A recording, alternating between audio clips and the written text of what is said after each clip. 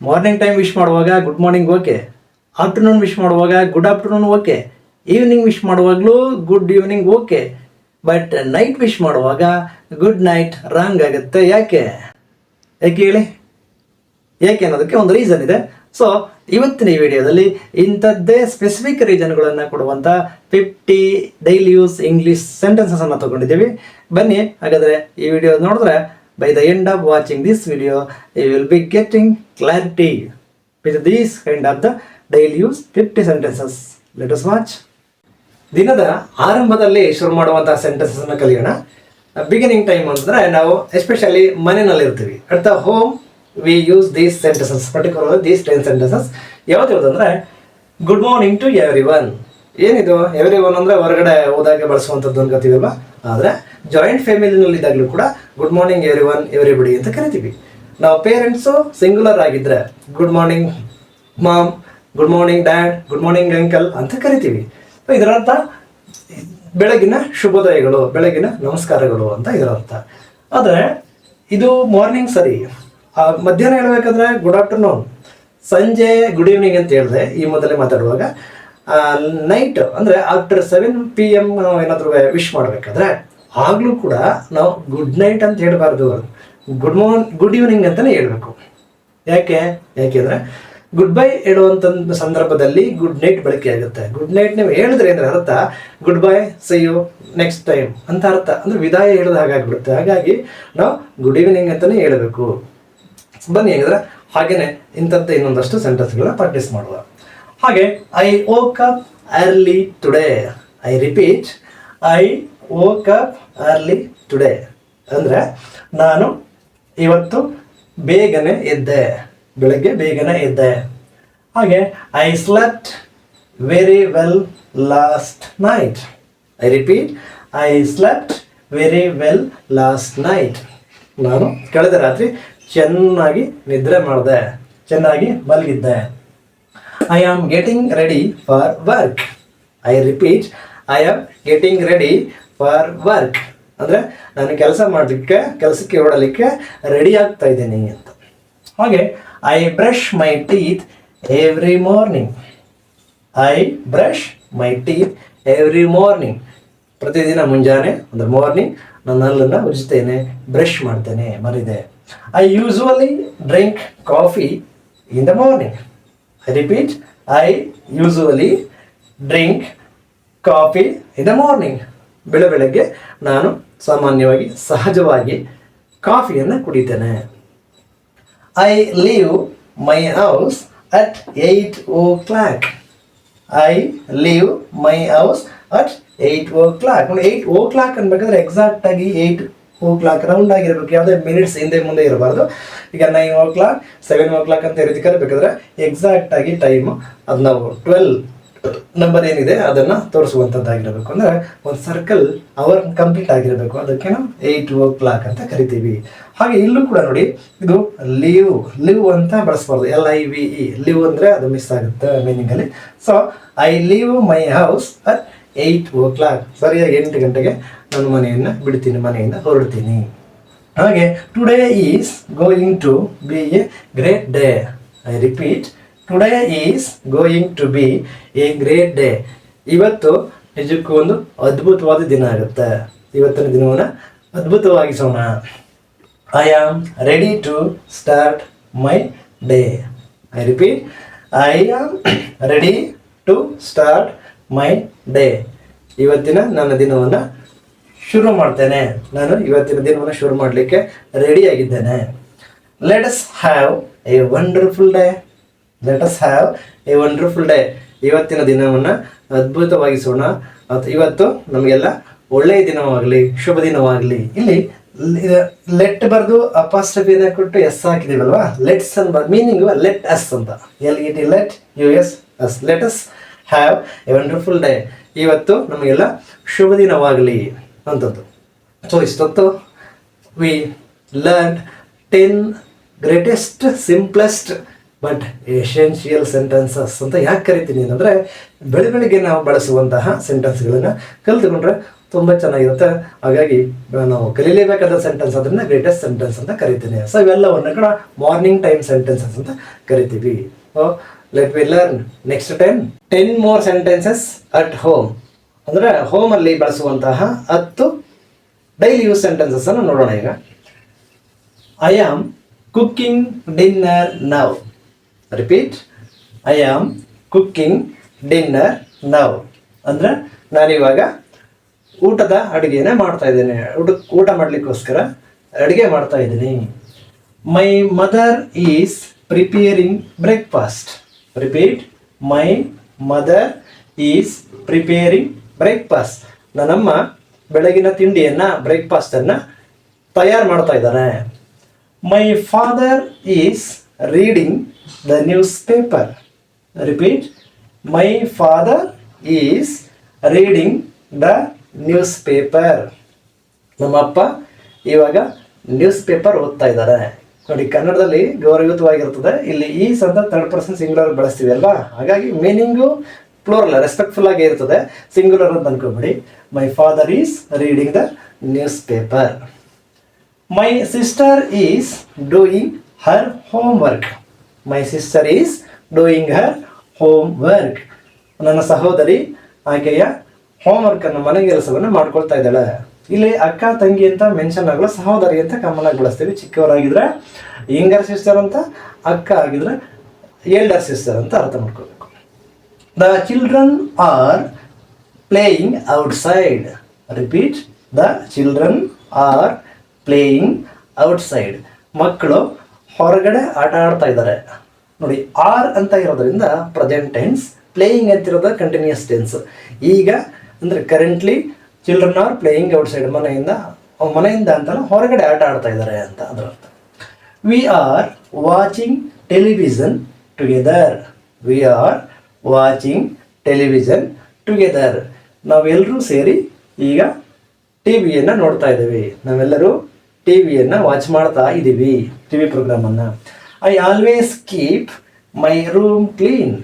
I always keep my room clean. ನಾನು ಯಾವಾಗಲೂ ನನ್ನ ಕೊಠಡಿಯನ್ನು, ರೂಮನ್ನು ಕ್ಲೀನಾಗಿ ಇಟ್ಕೊಂಡಿರ್ತೀನಿ, ಅಂದರೆ ಸ್ವಚ್ಛವಾಗಿರಿಸ್ಕೊಂಡಿರ್ತೀನಿ.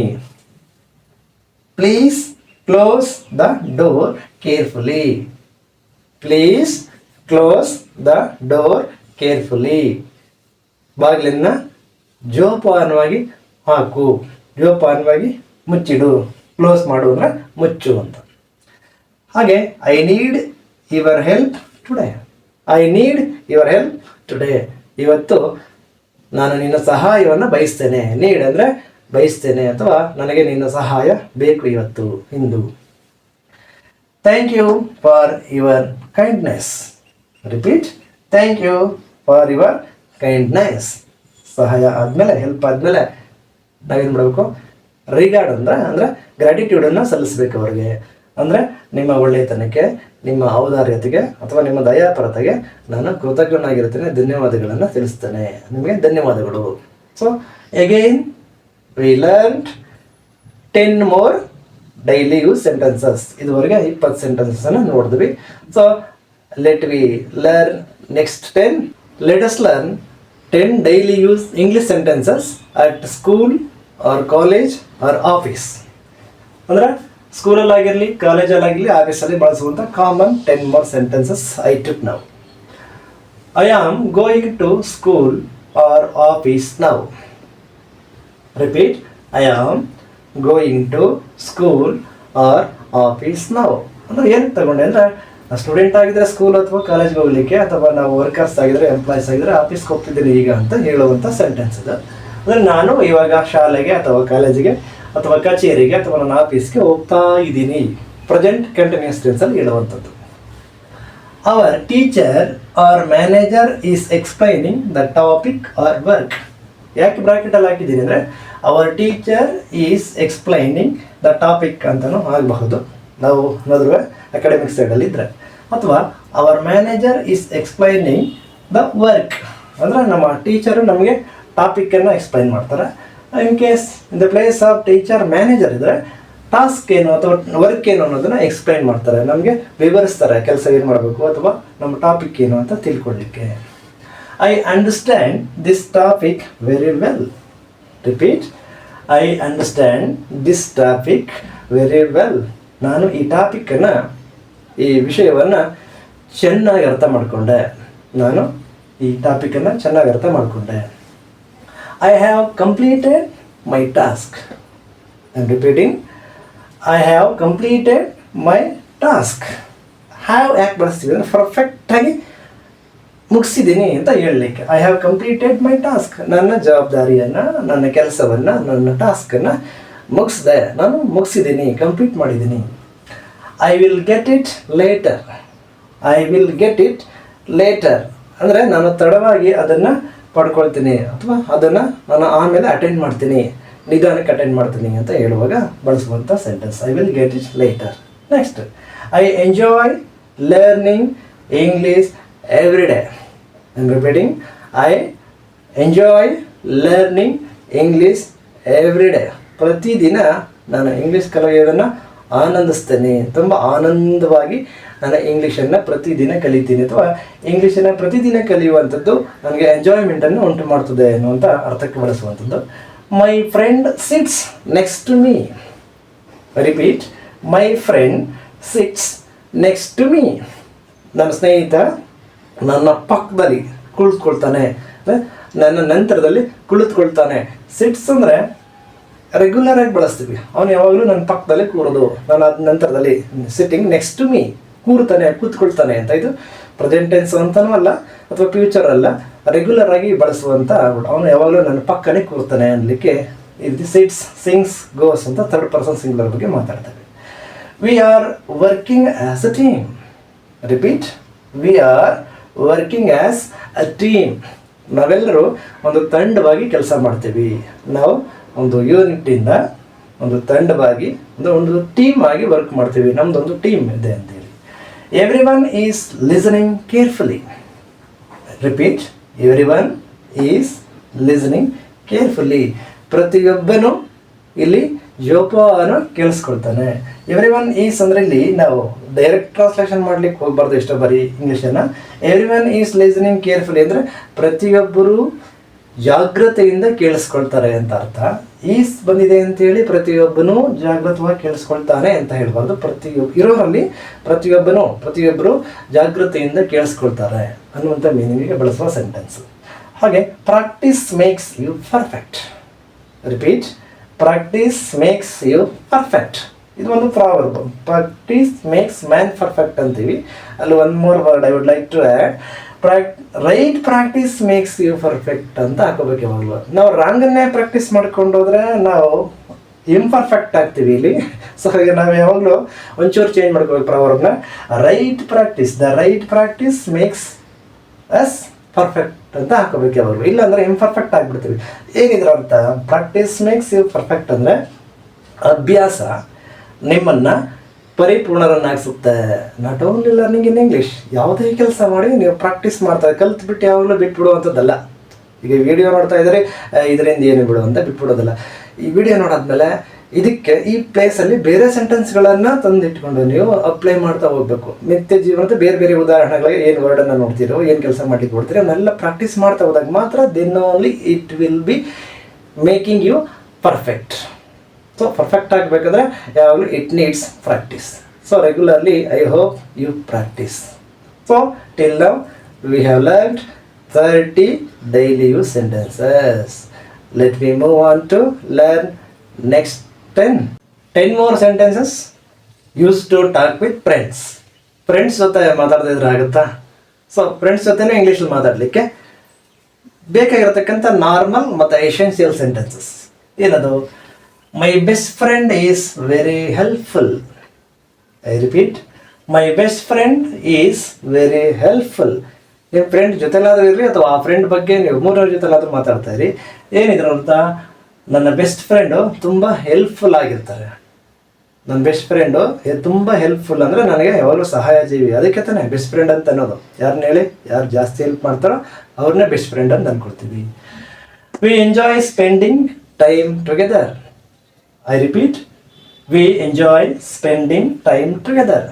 ನಾವು ಆದಷ್ಟು ಜೊತೆಗೆ ಟೈಮನ್ನು ಕಳೀಲಿಕ್ಕೆ ಇಷ್ಟಪಡ್ತೀವಿ.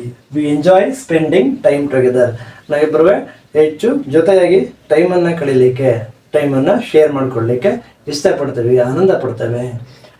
I like talking with my friends. I like talking with my friends. ನನಗೆ ಫ್ರೆಂಡ್ಸ್ ಜೊತೆ ಮಾತಾಡೋದಂದ್ರೆ ತುಂಬ ಇಷ್ಟ. ನಾನು ಫ್ರೆಂಡ್ಸ್ ಜೊತೆ ಮಾತಾಡೋದನ್ನೇ ಇಷ್ಟಪಡ್ತೀನಿ. That means it. We often play games after school or office. ನೋಡಿ, ಇದು ಆಫನ್ ಅಂದರೆ ಏನರ್ಥ? ಕನ್ನಡದಲ್ಲಿ ಒಂದು ಪದ ಇದೆ, ಆಗಾಗ್ಗೆ. ಇನ್ನು ಅದನ್ನು ಬಿಡಿಸಿ ಹೇಳಿದ್ರೆ ಆಗಾಗ, ಮತ್ತೆ ಮತ್ತೆ, ಅಗೇನ್ ಆ್ಯಂಡ್ ಅಗೇನ್ ಅಂತೀವಲ್ಲ, ಅದನ್ನು ಒಟ್ಟಾರೆ ಆಫನ್ ಅಂತ ಕರೆಯುವಂಥದ್ದು. So we often play games after school or office. ನಾವು ಆಗಾಗ್ಗೆ ಸ್ಕೂಲ್ ಅಥವಾ ಆಫೀಸ್ ಮುಗಿದ ನಂತರದಲ್ಲಿ, ಆಫನ್ ಅಂದರೆ ಆಫ್ಟರ್, ಆಟಗಳನ್ನು ಆಡ್ತವೆ. We often play games after school or office. ನಮ್ಮ ಕಚೇರಿ ಮುಗಿದ ಮೇಲೆ, ಕೆಲಸ ಮುಗಿದ ಮೇಲೆ ಅಥವಾ ಸ್ಕೂಲ್ ಮುಗಿದ ಮೇಲೆ ಆಗಾಗ್ಗೆ ಆಟವನ್ನು ಆಡ್ತೇವೆ. They always support each other. They always support each other. ಅವರು ಯಾವಾಗಲೂ ಒಬ್ಬರಿಗೊಬ್ಬರು ಸಹಾಯವನ್ನು ಮಾಡ್ತಾರೆ, ಸಪೋರ್ಟ್ ಮಾಡ್ತಾರೆ, ಬೆಂಬಲವನ್ನು ಅಥವಾ ಸಹಕಾರವನ್ನು ನೀಡ್ತಾರೆ. ಆಲ್ವೇಸ್ ಯಾವಾಗಲೂ ಸಪೋರ್ಟ್ ಈಚ್ ಅದರ್. ಒಬ್ಬರಿಗೊಬ್ಬರು ಅವರು ಸಹಾಯವನ್ನು ಮಾಡ್ಕೊಳ್ತಾರೆ. ನಾವು ಇಂಗ್ಲೀಷಲ್ಲಿ ಅವರು ಅನ್ಲಿಕ್ಕೂ ದೇ ಅಂತ ಕರಿತೀವಿ, ಇವರು ಅನ್ಲಿಕ್ಕೂ ದೇ ಅಂತ ಕರಿತೀವಿ. ಒಂದೇ ವರ್ಡ್ ಇದೆ. ಸೊ ಇವನ್ನೆಲ್ಲ ಆಗಾಗ ಒಂಚೂರು ನೆನಪಿಟ್ಕೊಂಡ್ರೆ ನಾವು ಮಾತಾಡಲಿಕ್ಕೆ, ಬಳಸಲಿಕ್ಕೆ ಮತ್ತು ಫ್ಲೂಯೆಂಟ್ ಆಗಿದ್ದೀವಿ ಅಂತ ತೋರಿಸಲಿಕ್ಕೆ ಅನುಕೂಲವಾಗ್ತದೆ. I am happy to see you. I am happy to see you. ಯಾರಿಗೂ ಕಾಲ್ ಮಾಡಿದ್ರಿ ಅಥವಾ ನಿಮ್ಮ ಫ್ರೆಂಡ್ಸು ಅಪರೂಪಕ್ಕೆ ಸಿಕ್ಕಿದ್ರು, ನೀವು ಅವ್ರನ್ನ ನಿಮ್ಮ ಕಡೆ ಹೇಳ್ಕೊಳ್ಳಿಕ್ಕೆ ಬಳಸುವಂಥ ಪದ. ನನಗೆ ಯಾವಾಗಲೂ ನೀನು ನೋಡೋದು ಅಂದರೆ, ನಿನ್ನ ಜೊತೆ ಮಾತಾಡೋದಂದ್ರೆ ತುಂಬ ಇಷ್ಟ, ಸಂತೋಷ ಆಗುತ್ತೆ. ನಿನ್ನ ಜೊತೆ ಮಾತಾಡೋದು ಅಂದರೆ ನನಗೆ ಖುಷಿ ಆಗುತ್ತೆ, ನಿನ್ನ ನೋಡೋದು ಅಂದರೆ ನನಗೆ ಭಾರಿ ಆನಂದ ಆಗುತ್ತೆ ಅಂತ ಹೇಳಲಿಕ್ಕೆ I am happy to see you ಅಂತ ಕರಿಬಹುದು. It is nice to meet you. It is nice to meet you. ನೀನು ಮೀಟ್ ಮಾಡೋದಂದ್ರೆ ನನಗೆ ಭಾರಿ ಆನಂದ ಉಂಟಾಗುತ್ತೆ, ಆಹ್ಲಾದ ಉಂಟಾಗುತ್ತೆ. It is nice to meet you. So nice of talking to you. ಈಗೆಲ್ಲ ಇದನ್ನು ಬಳಸಬಹುದು. ತುಂಬ ಆನಂದವಾಗುತ್ತೆ ನಿಮ್ಮ ಜೊತೆ ಮಾತಾಡಿದ್ರೆ. I hope you are doing well. I hope you are doing well ಅಂದರೆ ನಾನು ಅಂದ್ಕೊಂಡಿದ್ದೀನಿ ನಿನ್ನೆಲ್ಲ ಕೆಲಸ ಕಾರ್ಯಗಳು ಚೆನ್ನಾಗಿ ನಡೀತೇವೆ, ನೀನು ನಿನ್ನೆಲ್ಲ ಕಾರ್ಯಚಟುವಟಿಕೆಗಳನ್ನು ಚೆನ್ನಾಗಿ ನಿಭಾಯಿಸ್ತಾ ಇದೆಯಾ ಅನ್ನೋದನ್ನು ಇಂಗ್ಲೀಷಲ್ಲಿ ಹೇಳಲಿಕ್ಕೆ I hope you are doing well. ನಿನ್ನ ಎಲ್ಲ ಚಟುವಟಿಕೆಗಳು ಚೆನ್ನಾಗಿ ನಡೀತೇವೆ. We will meet again soon. We will meet again soon. ನಾವು ಆದಷ್ಟು ಬೇಗ ಮತ್ತೆ ಸಿಗೋಣ, ನಾವು ಮತ್ತೆ ಆದಷ್ಟು ಬೇಗ ಭೇಟಿಯಾಗೋಣ. Have a safe journey. I repeat, have a safe journey. ಮಾತುಕತೆ ಎಲ್ಲ ಮುಗಿದ್ಮೇಲೆ ನಿನ್ನ ಪ್ರಯಾಣ ಸುಖಕರವಾಗಿರಲಿ ಅಥವಾ ಸುರಕ್ಷಿತವಾಗಿರಲಿ, ಹೋಗ್ಬಾ ಅನ್ನುವಂಥ ಮೀನಿಂಗಿಗೋಸ್ಕರ ಹ್ಯಾವ್ ಎ ಸೇಫ್ ಜರ್ನಿ ಅಂತೇಳಿ ಕಳಿಸ್ಕೊಡುವಂಥದ್ದು.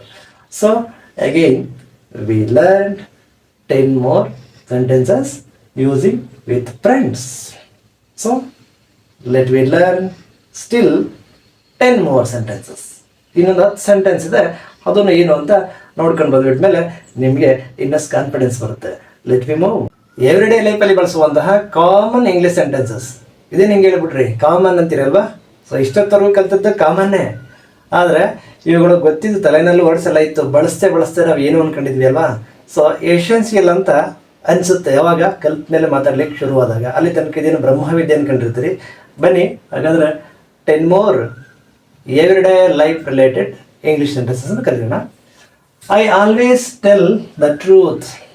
I repeat, I always tell the truth. ನಾನು ಯಾವಾಗಲೂ ನಿಜವನ್ನೇ ಹೇಳ್ತೇನೆ, ಸತ್ಯವನ್ನೇ ಹೇಳ್ತೇನೆ. ಯಾವಾಗಲೂ ಈ ಪದಗಳನ್ನು ಬಳಸ್ತಾ ಇರ್ತೀವಿ ನೋಡಿ, ನಮ್ಮ ಡೈಲಿ ಲೈಫಲ್ಲಿ ಬಳಸಲೇಬೇಕಾದ್ರು. I always tell the truth. ನಾನು ನಿಜನೇ ಹೇಳೋದು, ಯಾವಾಗಲೂ ಸತ್ಯನೇ ಹೇಳ್ತೇನೆ. I never give up easily. I never give up easily. ನಾನು ಅಷ್ಟು ಸುಲಭವಾಗಿ ಬಿಟ್ಬಿಡೋದಿಲ್ಲ. ನಾನು ಯಾವುದೇ ಒಂದು ಕೆಲಸವನ್ನು ಅಷ್ಟು ಸುಲಭವಾಗಿ ಗಿವ್ ಅಪ್ ಮಾಡೋಲ್ಲ, ಅಂದರೆ ಬಿಟ್ಕೊಡೋದಿಲ್ಲ, ಮುಗಿಸ್ತೀನಿ. ಸುಲಭವಾಗಿ ಒಪ್ಕೊಳ್ಳೋದಿಲ್ಲ ತಪ್ಪನ್ನು ನಾನು ಅರ್ಥಕ್ಕೆ. Time is valuable. ಹೇಳಿ, ಟೈಮ್ ಈಸ್ ವ್ಯಾಲ್ಯೂಬಲ್. ಸಮಯ ತುಂಬ ಮೌಲ್ಯಯುತವಾದದ್ದು, ತುಂಬ ಬೆಲೆ ಬಾಳುವಂಥದ್ದು. ಬೇರೆ ಏನು ಬೇಕಾದರೂ ಅರ್ನ್ ಮಾಡ್ಬೋದು. ಟೈಮ್ ಇದೆ ನೋಡಿ, 1 ಮಿನಿಟ್ 1 ಸೆಕೆಂಡನ್ನು ಕೂಡ ನಾವು ಮತ್ತೆ ಅರ್ನ್ ಮಾಡಲಿಕ್ಕಾಗಲ್ಲ, ಮತ್ತೆ ಅದನ್ನು ಗೇನ್ ಮಾಡಲಿಕ್ಕಾಗಲ್ಲ. ಸೊ ಇದನ್ನು ಎಕ್ಸ್ಪ್ರೆಸ್ ಮಾಡಲಿಕ್ಕೆ ಟೈಮ್ ಈಸ್ ವ್ಯಾಲ್ಯೂಯಬಲ್ ಅಂತ ಬಳಸ್ಬೋದು. Every day is A new opportunity. I am repeating, every day is A new opportunity. ಪ್ರತಿದಿನ ಕೂಡ ನಮಗೆ ಈ ಸೃಷ್ಟಿ ಕೊಡುವಂತಹ ಹೊಸ ಅವಕಾಶ. So every day is A new opportunity ಅಂತಂದರೆ ಪ್ರತಿದಿನ ಅನ್ನೋದು ಒಂದು ಹೊಸ ಅವಕಾಶ. ಅದನ್ನು ಸರಿಯಾಗಿ ಬಳಸ್ಕೋಬೇಕೆ ಹೊರತು ನಾವು ಕಾಮನ್ ಆಗಿ ಅದನ್ನು ವೇಸ್ಟ್ ಮಾಡಿಕೊಂಡು ಜೀವನವನ್ನು ಹದಗೆಡಿಸ್ಕೋಬಾರ್ದು. Next, I believe in myself. I believe in myself ಅಂದ್ರೇನು?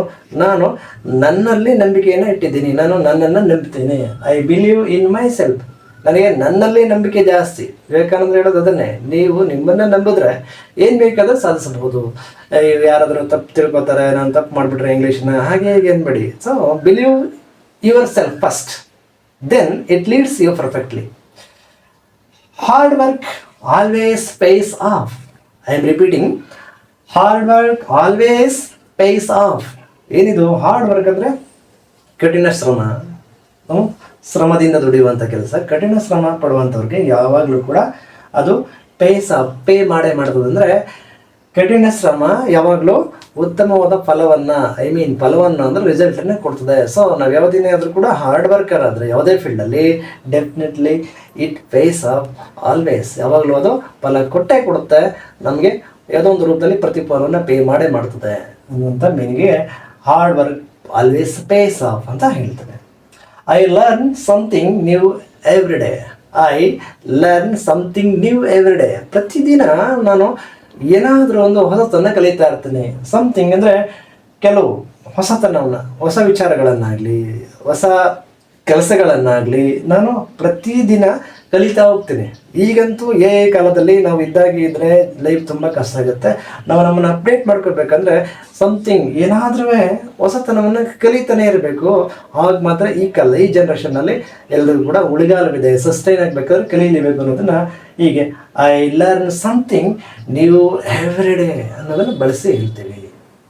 I am improving my English every day. ನೋಡಿ, ಇದೊಂದು ತುಂಬ ಖುಷಿ ಪಡೋ ಸೆಂಟೆನ್ಸ್, ನನಗೆ ಖುಷಿ ಪಡುವಂಥದ್ದು.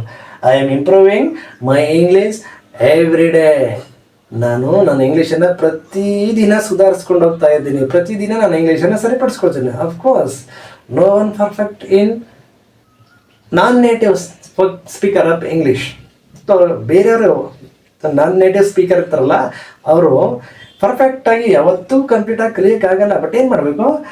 I am improving my English every day. ಪ್ರತಿದಿನ ನಾವು ಅದನ್ನು ಇಂಪ್ರೂವ್ ಮಾಡ್ಕೊಳ್ತಾ ಹೋದರೆ ಗ್ಯಾರಂಟಿ ನಮ್ಮ ಇಂಗ್ಲೀಷ್ ಸುಧಾರಣೆ ಆಗ್ತದೆ. ಸೊ ಸರಿಪಡಿಸ್ಕೊಳ್ತಾ ಹೋಗಬೇಕು ಅನ್ನೋದನ್ನೇ I am improving my English every day. Next, my dream will come true one day. My dream will come true one day ಅಂದರೆ ನನ್ನ ಕನಸು ಒಂದಿನ ನಿಜ ಆಗೇ ಆಗುತ್ತೆ, ನನಸು ಹಾಗೆ ಆಗುತ್ತೆ. ವಿಲ್ ಬಳಸಿದ್ದೇವೆ ಅಂದರೆ ಫ್ಯೂಚರ್ ಟೆನ್ಸ್ ಅಲ್ಲ, ಖಂಡಿತವಾಗಿ ಕಡ್ಡಾಯವಾಗಿ ಅಂತ ಹೇಳುವ ಸಂದರ್ಭದಲ್ಲಿ ವಿಲ್ ಅನ್ನೋದನ್ನು ಬಳಸ್ತೀವಿ. ವಿಲ್ ಕಡ್ಡಾಯ ಅನ್ನುವಂಥ ಅರ್ಥವನ್ನು ಕೊಡುತ್ತೆ. ಅಂದರೆ ಮೈ dream will come true one day. ನನ್ನ ಕನಸು ಯಾವಾಗಲೂ ಕೂಡ ಹಾಗೆ ಇರೋಲ್ಲ, ಒಂದಿನ ನನಸು ಹಾಗೆ ಆಗುತ್ತೆ, ಸತ್ಯ ಹಾಗೆ ಆಗುತ್ತೆ, ನಿಜ ಹಾಗೆ ಆಗುತ್ತೆ ಅಂತ. I am proud of my progress. I am proud of my progress. ನನಗೆ ನನ್ನ ಪ್ರೋಗ್ರೆಸ್ಸನ್ನು ನೋಡಿ, ನನ್ನ ಪ್ರಗತಿಯನ್ನು ನೋಡಿ, ನನ್ನ ಡೆವಲಪ್ಮೆಂಟನ್ನು ನೋಡಿ ನನಗೆ ಹೆಮ್ಮೆ ಅನಿಸುತ್ತೆ. ಇನ್ನು ಮುಂಚೆ ಹೀಗಿರಲಿಲ್ಲ, ಕಾನ್ಫಿಡೆನ್ಸ್ ಇರಲಿಲ್ಲ. ಇಲ್ಲಿ ನೋಡಿ, ಇಲ್ಲಿ ಏನಿದೆ, ಇಂಪ್ರೂವಿಂಗ್ ಮಾಡ್ಕೊಳ್ತಾ ಬಂದರೆ, ಪ್ರಾಕ್ಟೀಸ್ ಮಾಡ್ತಾ ಬಂದರೆ ನಮಗೆ ನಮ್ಮ ಬಗ್ಗೆ ಪ್ರೌಡ್ನೆಸ್ ಜಾಸ್ತಿ ಆಗುತ್ತೆ. ಯಾಕೆ? ಪ್ರೋಗ್ರೆಸ್ ಆಗ್ತಾ ಇರ್ತೀವಲ್ಲ. ಸೊ ಅದನ್ನು ಎಕ್ಸ್ಪ್ರೆಸ್ ಮಾಡಲಿಕ್ಕೆ I am proud of my progress ಅಂದರೆ ನಾನು ನನ್ನ ಪ್ರಗತಿಯನ್ನು ಕಂಡು ನನಗೆ ಹೆಮ್ಮೆ ಆಗ್ತದೆ, ನನ್ನ ಬಗ್ಗೆ ನನಗೆ ಗೌರವ ಜಾಸ್ತಿ ಆಗ್ತಾ ಇದೆ. ಸೊ ಇಷ್ಟೊತ್ತು 50 ಡೈಲಿ ಯೂಸ್ ಇಂಗ್ಲೀಷ್ ಸೆಂಟೆನ್ಸನ್ನು ಕಲ್ತೀವಿ. ನೆಕ್ಸ್ಟ್ ಏನು? ನೆಕ್ಸ್ಟು ಈ 50 ಸೆಂಟೆನ್ಸಸ್ಸನ್ನು ನಾವು ಡೈಲಿ ಲೈಫಲ್ಲಿ ಸಿಚುವೇಶನ್ಗೆ ಸಂಬಂಧಪಟ್ಟ ಹಾಗೆ ಎಲ್ಲೆಲ್ಲಿ ಬೇರೆ ಬೇರೆ ಸೆಂಟೆನ್ಸ್ಗಳು ಬರುತ್ತವೆ, ಇದೇ ಪ್ಯಾಟರ್ನಲ್ಲಿ ಕೆಲವು ವರ್ಡ್ಸ್ ಬದಲಾವಣೆ ಆಗಬಹುದು, ಕೆಲವು ಸೆಂಟೆನ್ಸ್ಗಳು ರಿಪಿಟೇಷನ್ ಕೂಡ ಆಗಬಹುದು. ಬಹುತೇಕ ಸೆಂಟೆನ್ಸ್ಗಳು ನಾವು ರಿಪಿಟೇಷನ್ ಮಾಡೇ ಮಾಡ್ತೀವಿ. ಸೊ ಇಂಥದ್ದನ್ನು ನಾವು ಪ್ರಾಕ್ಟೀಸ್ ಮಾಡ್ತಾ ಹೋದಷ್ಟು, ಆಗಲೇ ಹೇಳ್ದಂಗೆ ದ ರೈಟ್ ಪ್ರಾಕ್ಟೀಸ್ ಮೇಕ್ಸ್ ಎಸ್ ಏನಾಗುತ್ತೆ ಪರ್ಫೆಕ್ಟ್. ರಾಂಗಾಗಿ ಕಲಿಬಾರ್ದು, ಕೊನೆ ಪಕ್ಷ ಪ್ರಾಕ್ಟೀಸ್ ಅಂತ ಮಾಡಬೇಕು. ಪ್ರಾಕ್ಟೀಸ್ ಮಾಡಿದ್ರೆ ನಾವು ಒಂದು ಲೆವೆಲ್ಗೆ ಹೋಗಿ ಮುಟ್ತೇವೆ. So the right practice makes our English perfect, then we will become confident.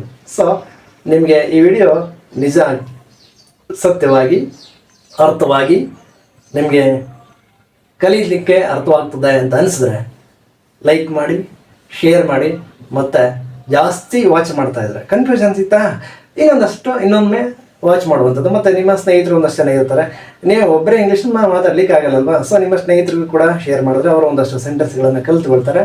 So ಇಬ್ಬರು ಟುಗೆದರ್ ಕಲ್ತ್ಕೊಂಡು ಶೇರ್ ಮಾಡಿಕೊಂಡು ನಾವು ಬಳಸ್ತಾ ಹೋದರೆ ಏನಾಗುತ್ತೆ, ನಮ್ಮ ಇಂಗ್ಲೀಷು ಇಂಪ್ಲಿಮೆಂಟ್ ಆಗುತ್ತೆ. So keep learning, keep watching, keep developing and progressing yourself.